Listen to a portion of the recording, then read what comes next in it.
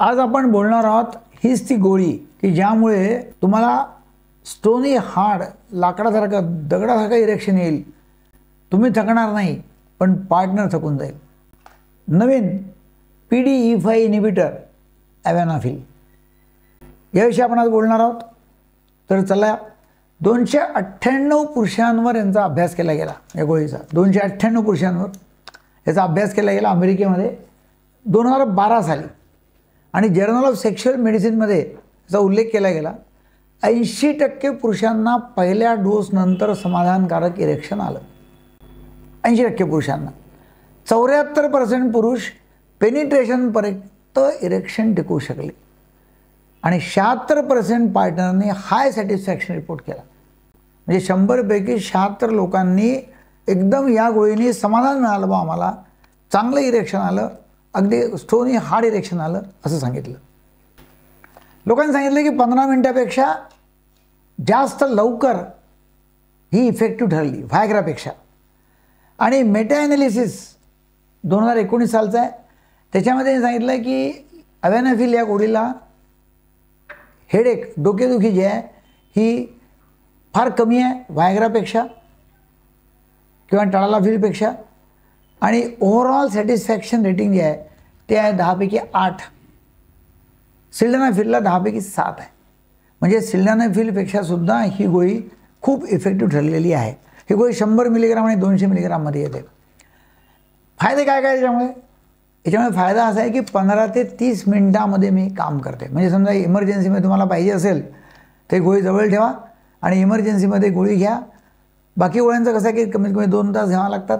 हे 30 मिनिटामध्ये सुद्धा ही काम करते. 6 तासापर्यंत याची क्षमता टिकून राहते आणि अन्य गोळ्यांच्या तुलनेमध्ये फारच सौम्य त्रास आहे. फूड इंटरॅक्शन कमी आहे. म्हणजे जेवल्यावर सुद्धा ही जर गोळी घेतली तर असर होतो. बाकी गोळ्या जेवणाच्या अगोदर घ्याव्या लागतात. हार्ड पण सॉफ्ट फिलिंग, म्हणजे कसं की पार्टनरला त्रास न होता तुम्हाला हार्ड फिलिंग येतं. केव्हा आणि कशी घ्यावी तर 100 मिलीग्रामची गोळी आहे. आता ही जी गोळी आहे ना ही 200 मिलीग्रामची आहे. याच्यामध्ये 100 मिलीग्राम पण येते आणि 200 मिलीग्राम पण येते.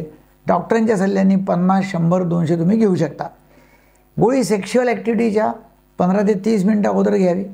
जेवणानंतरही घेता येते पण अति चरबीयुक्त जेवण टाळावं. खूप फॅटी फूड घेऊ नये. दिवसातून फक्त एकदाच घ्यावी.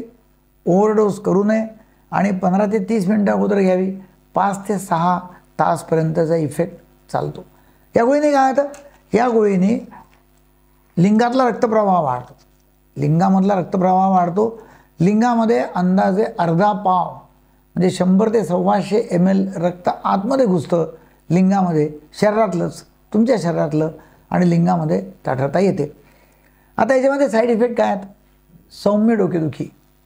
व्हायग्रामध्ये खूप डोकं दुखतं लोकांना. नाक बंद होणं आणि कधीकधी गरगरणं एकदम सौम्य प्रमाणामध्ये, त्यामुळे काहीचं कारण नाही. काय टाळायचं आहे. जर तुम्ही नायट्रेटची औषधं घेत असाल तर हे टाळा. हृदयविकाराचा इतिहास असेल तर ही गोळी टाळा आणि लो ब्लड प्रेशर असेल तर ही गोळी टाळायची आहे.